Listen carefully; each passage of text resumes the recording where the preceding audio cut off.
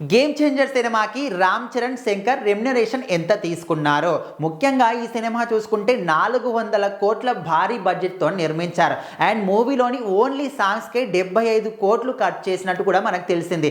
మరి ఈ సాంగ్స్కే అదేవిధంగా సినిమాని ఎంత అద్భుతంగా చిత్రీకరించారో, కొన్ని ప్రత్యేకమైన కెమెరాలతోని సాంగ్స్ షూట్ చేశారు. అదేవిధంగా చూపించిన ప్రతి ఒక్క సీన్ కూడా ఎంత అద్భుతంగా వచ్చిందంటే, అండ్ క్లారిటీ ఆయన చూపించే విధానం, పిక్చరైజేషన్, ప్రతి ఒక్క క్యారెక్టర్ కూడా ఎంత అద్భుతంగా ఇందులో నటించారంటే ప్రతి ఒక్కరి కూడా 100కి 200 మార్క్స్ ఖచ్చితంగా వేయొచ్చు. సో మరి ఇంత అద్భుతమైన సినిమాని చేసినందుకు ఇక్కడ డైరెక్టర్ శంకర్ రెమ్యునరేషన్ ఎంత తీసుకున్నాడు, అదేవిధంగా రామ్ చరణ్ ఎంత రెమ్యునరేషన్ తీసుకున్నాడు చాలా మంది కూడా ఆసక్తి అనమాట.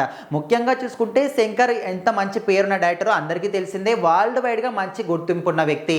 అంటే ఇలాంటి టెక్నాలజీ లేనప్పటి రోజుల్లోనే ఆయన ఐ లాంటి సినిమాలు, అపచిత్ లాంటి సినిమాలు, రోబో లాంటి సినిమాలు చేసి ఎంత మంచి పేరు సంపాదించుకున్నారంటే ఇప్పటి కూడా శంకర్ గారి లాంటి డైరెక్టర్ ఇంకెవరు కూడా రాలేరు, రాబోరు అనే విధంగా కూడా చాలా మంది అనుకుంటూ ఉంటారు. అంత గొప్ప స్థానం మాత్రం డైరెక్టర్ శంకర్కి ఉంది. అదేవిధంగా గ్లోబల్ స్టార్ రామ్ చరణ్, ఆయన పేరులోనే గ్లోబల్ అని ఉంది. గ్లోబల్ వైడ్గా ఆయన ఎంత స్టార్డమ్ ఉందో, RRR సినిమాతోని అంత మంచి స్టార్డమ్ని మాత్రం రామ్ చరణ్ సొంతం చేసుకున్నాడు. సో ఇంత మంచి స్టార్డమ్లు ఉన్న వ్యక్తి, వరల్డ్ వైడ్గా ఇంత మంచి పేర్లున్న వ్యక్తులు ఖచ్చితంగా భారీ లెవెల్లోనే రెమ్యునరేషన్ ఖచ్చితంగా తీసుకుంటారు.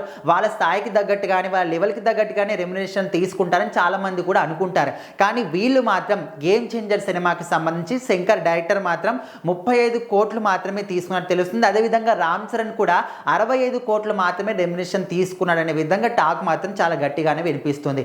ఎందుకంటే ఇక్కడ రామ్ చరణ్ గురించి స్పెషల్గా చెప్పాల్సిన అవసరం లేదు. వాళ్ళ నాన్నగారు కావచ్చు, వాళ్ళ ఫ్యామిలీలో అందరూ కూడా ఒక సినిమాకు సంబంధించి ఆ సినిమా ఏదైనా కొంచెం డౌట్గా అనిపించినా, లేకపోతే ఆ సినిమా అంటే రిలీజ్ అయ్యి ఫ్లాప్ న్యూస్ వచ్చినప్పటికీ కూడా వాళ్ళు మాత్రం వాళ్ళ రెమ్యునరేషన్ నుంచి ఎంతో కొంత తిరిగి ఇచ్చేయడం కానీ, లేకపోతే అదే డైరెక్షన్స్తో, అదే నిర్మాతలతో నెక్స్ట్ సినిమా ఫ్రీగా చేయడం కానీ, ఇలాంటివన్నీ కూడా చేస్తూ ఉంటారు. మనం గతం నుంచి కూడా చూస్తున్నాం. సో అదేవిధంగా ఇప్పుడు తెలంగాణ గవర్నమెంట్ ఆల్రెడీ టికెట్ల రేట్ల పెంపు విషయంలో కావచ్చు, అదేవిధంగా బెనిఫిట్స్ వాళ్ళ విషయంలో కొంచెం మాత్రం ఖచ్చితంగా గేమ్ చేంజర్ సినిమా కావచ్చు, మిగతా సినిమాలన్నిటి కూడా అదొక ఎదురుదెబ్బ కావచ్చు, ఖచ్చితంగా ఎదురుదెబ్బనే మైనస్ పాయింట్ కూడా.